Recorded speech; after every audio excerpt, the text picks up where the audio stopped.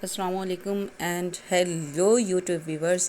آج فوڈی-لائزر آپ کے لیے لائی ہے ہائی وے سٹائل چنواری چکن کڑھائی. چلیں جی بسم اللہ کرتے ہیں. اس کے لیے ہم ایک کڑھائی کو چولہے پہ چڑھا دیں گے، فلیم آن کر دیں گے. کڑھائی میں تھوڑا پانی تھا، اسے ڈرائی کر لیں گے.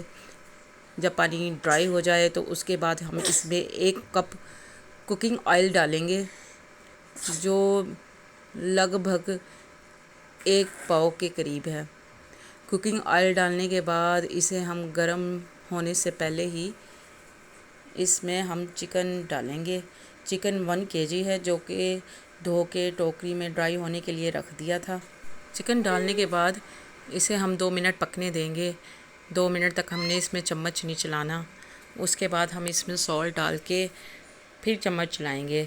ہائی وے سٹائل چکن چنواری کڑھائی بہت ہی ٹیسٹی ہوتی ہے، اور اس میں کچھ سیکرٹس اینڈ ٹپس بتاؤں گی جسے آپ فالو کریں گے تو آپ کی کڑھائی بالکل ہائی وے سٹائل بنے گی، اور کھانے والا پوچھنے پر مجبور ہو جائے گا کہ آپ نے یہ کڑھائی کہاں سے منگوائی ہے. چکن کے 2 منٹ پکنے کے بعد ہم اس میں سالٹ ڈالیں گے. سالٹ 2 ٹی اسپون ہے. سالٹ ڈالنے کے بعد ہم اسے پکنے دیں گے. ابھی ہم نے چمچ نہیں چلانا، کیونکہ اگر ہم اب چمچ چلا دیں گے تو چکن کے ٹوٹنے کا ڈر ہے. جو چکن کی بوٹیاں ہیں وہ ٹوٹ جائیں گی، اور جو ہماری کڑھائی کی لک ہے وہ خراب کر دیں گی. اس لیے اسے ہم مزید 2 سے 3 منٹ پکنے دیں گے. ساتھ ہی ساتھ آپ سبسکرائب کر دیں، بیل آئیکن کا بٹن دبا دیں، اور لائک کر کے پیارا سا کمنٹ کر دیں. اس سے ہمیں موٹیویشن ہوتی ہے. چکن کو پکنے دیں. جب 2 سے 3 منٹ ہو جائیں گے پھر ہم اس میں چمچ چلانا شروع کریں گے. کڑھائیاں تو بہت سے سٹائل کی ہوتی ہیں، لیکن یہ ہائی وے سٹائل چنواری کڑھائی بہت ہی ایزی ہے، جھٹپٹ سے بن بھی جاتی ہے اور لذیذ بھی ہوتی ہے. چمچ کے ساتھ چکن اور نمک کو آئل میں اچھے سے مکس کر دیں گے. جیسے ہی ہم نمک ڈالیں گے چکن میں تو چکن اپنی جوسز ریلیز کرے گا. چکن کو تھوڑی دیر مزید پکنے دیں، چکن کو اچھے سے بھوننے دیں.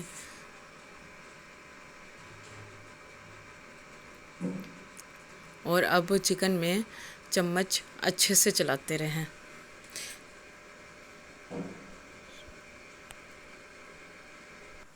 آپ یہ کڑھائی مہمانوں کے لیے بنائیں یا ڈنر میں گھر والوں کے لیے، دونوں سے ہی تعریف وصول ہوگی. چکن کو بھوننے دیں. اس میں 10 سے 15 منٹ لگ سکتے ہیں. فلیم کو ہائی رکھیں اور چکن کو پکنے دیں. فوڈی-لائزر ایسے ہی آپ کے لیے اچھی ریسیپیز اور یونیک ریسیپیز لاتی رہے گی، تاکہ آپ کے کھانوں میں ذائقہ دوبالا ہو جائے. جب چکن کو بھونتے ہوئے 5 سے 7 منٹ ہو جائیں تو اس کے بعد ہم اس میں چمچ چلائیں گے. چمچ کے ساتھ اچھے سے مکس کر دیں گے تاکہ چکن الٹ پلٹ جائے، اور چکن کا لائٹ براؤن کلر آنے تک ہم اسے پکنے دیں گے. 2 منٹ بعد ہم اس میں جنجر گارلک پیسٹ ایڈ کریں گے. 1 ٹیبل سپون ہم جنجر کا پیسٹ ڈالیں گے اور 1 ٹیبل سپون گارلک کا پیسٹ ڈالیں گے. دونوں ڈالنے کے بعد چمچ کے ساتھ اچھے سے چلا دیں گے تاکہ جنجر اور گارلک دونوں کی چکن کے ساتھ اچھے سے بھنائی ہو جائے، اور جنجر گارلک کا جو ٹیسٹ ہے وہ ہمارے چکن کے ساتھ انفیوز ہو جائے. جنجر گارلک کو چکن کے ساتھ 2 سے 3 منٹ تک پکانا ہے. اچھے سے چمچ چلاتے رہیں تاکہ جنجر گارلک کی چکن کے ساتھ اچھے سے بھنائی ہو جائے.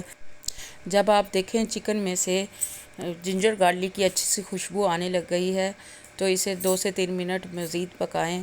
اسے پکانے کے بعد پھر ہم اس میں سبز مرچیں کٹی ہوئی ڈالیں گے.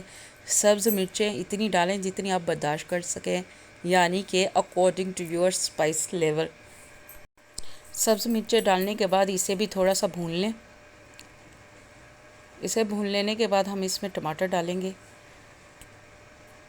اچھے سے چمچ چلا لیں تاکہ سبز مرچیں چکن کے ساتھ اچھے سے مکس ہو جائیں. اور اس کے بعد ہم اس میں ٹماٹر ڈالیں گے. ٹماٹر جو ہیں 1 کلو چکن میں 3 پاؤ ڈلتا ہے. ٹماٹر آپ اچھے سے پکے ہوئے لیں، اچھے سے ریڈ کلر کے بالکل پکے ہوئے ٹماٹر ہوں.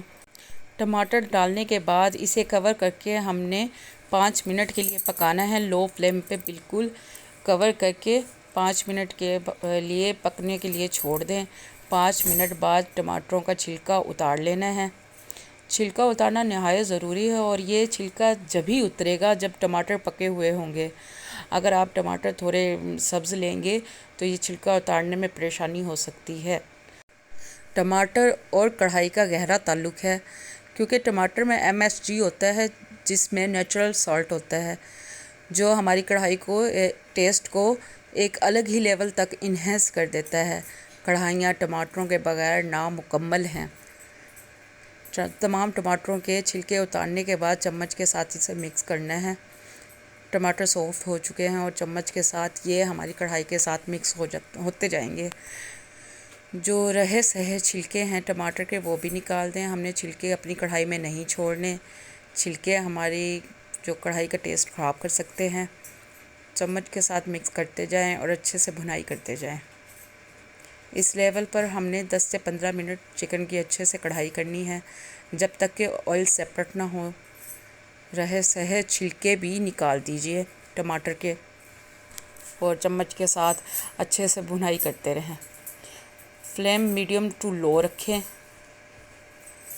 मीडियम टू लो फ्लेम पर 5 से 10 मिनट पकने दें, या उस टाइम तक पकने दें जब तक हमारा ऑयल सेपरेट ना हो जाए।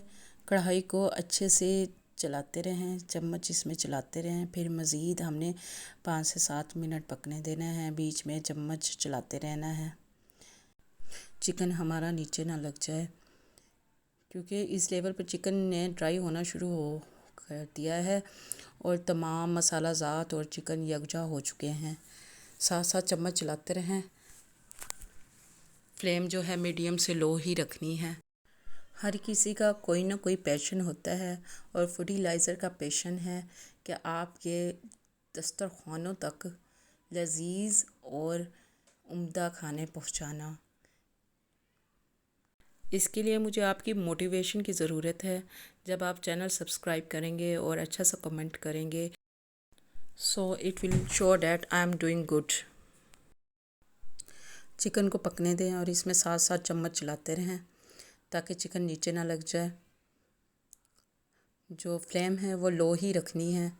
लो फ्लेम पर चिकन आहिस्ता आहिस्ता पकता जाएगा और मज़ीद टेंडर भी हो जाएगा। जो हमने इसमें सब्ज़ मिर्चें डाली थी उनका कच्चापन भी दूर हो जाएगा। सब्ज़ मिर्चें जो थी मैंने छुरी के साथ दरमियान में से काट ली थी, ताकि सब्ज़ मिर्चों में भी जो स्पाइसेस हैं और चिकन है उनका टेस्ट चला जाए। ये सब्ज़ मिर्चें भी अपना अलग ही टेस्ट रखती हैं कढ़ाई में और बहुत ही टेस्टी लगती हैं। इस कढ़ाई को आप रोटी के साथ या नान के साथ, दोनों में से किसी के साथ भी सर्व कर सकते हैं। जब आप देखें कि चिकन की भुनाई हो चुकी है और ऑयल सेपरेट हो गया है, तो हम इसमें अपना नेक्स्ट इंग्रेडिएंट शामिल करेंगे, जो कि है 1 टीस्पून काली मिर्च। 1 टीस्पून काली मिर्च डालने के बाद चम्मच के साथ अच्छे से मिक्स कर दें। चम्मच चलाते रहें।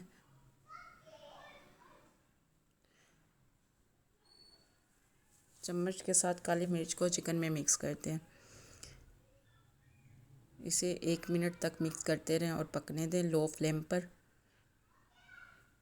जब ये मिक्स हो जाएगा तो हम इसमें 1 टीस्पून ड्राई कोरिएंडर पिसा हुआ डालेंगे, 1 टीस्पून गरम मसाला पिसा हुआ डालेंगे और एंड में हम सब्ज़ धनिया से गार्निश कर देंगे और इसे सर्व करके सबसे शाबाशी वसूल करेंगे।